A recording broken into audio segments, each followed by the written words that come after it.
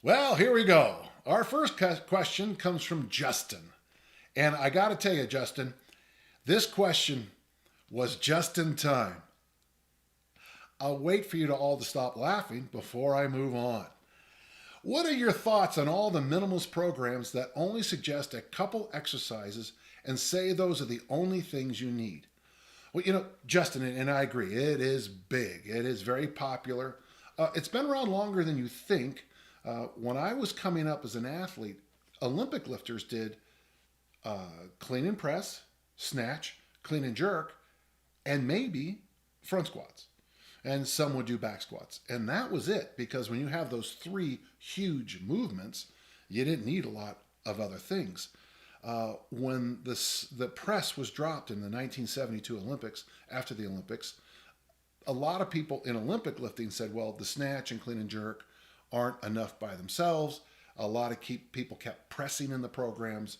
And of course, a lot of people started back squatting insanely. Marty Gallagher is a big fan of minimalism. He has one program where the people are still making progress after 5 years, where they only lift one day a week. These are busy people, and they have a very serious Sunday only session: squat, bench, deadlift.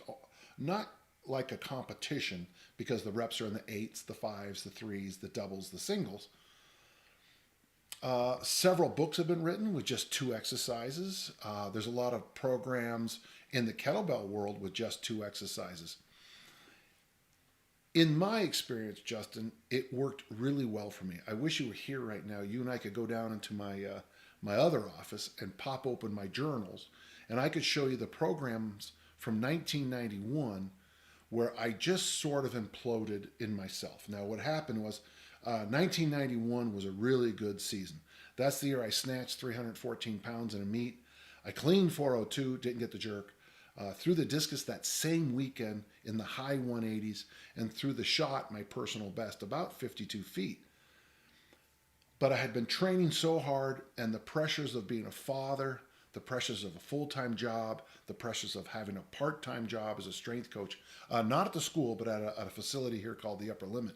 I just started to, and it's sad to say the next part, but Jorn Svensson took me aside.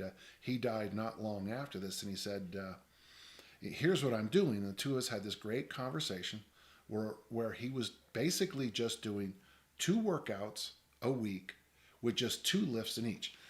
I'm doing my best to remember the original program, but it adapted so many times. I'm trying my best here. But basically, it'd be like front squat and bench press on day one, snatch and clean on day two, or something like that. We might have mixed it up a little different. We kept the reps fairly high for throwers. He told me to do eights for as long as I could. And in every set of front squats, set of eight, and you'd do some bounding or jumping of some kind. Very simple, very well. Having 5 days a week not lifting, I swelled. There's a lesson you have to hear first here, Justin. In 1991, I was coming in with only 21 years of really hard work behind me. So when I moved for the first time to a minimalist program, with all the extras dropped out, all that extra rest, all that ability for all the protein to do not just recover, but recover, super compensation, it worked great for me. So you're going to have to use minimalist programs with some wisdom. One of the issues that happens, especially online, this happened big time in the kettlebell community, is people who had never really trained very much try to go immediately to minimalism. And this is going to sound weird, but you almost have to be on the brink of breaking before minimalism can work. In the arts, for example, minimalism only worked when, Monet has that one piece of work that takes up 3 entire walls in a museum. One piece of work, 3 walls. Well, if you get a nice Zen artist who flicks a flower and just goes like that and draws a flower and conveys the same thing as Monet's great masterpiece, I hope you're following my little example here. So sometimes we need to have those big, massive, insane things we do and then whoosh, clean things up.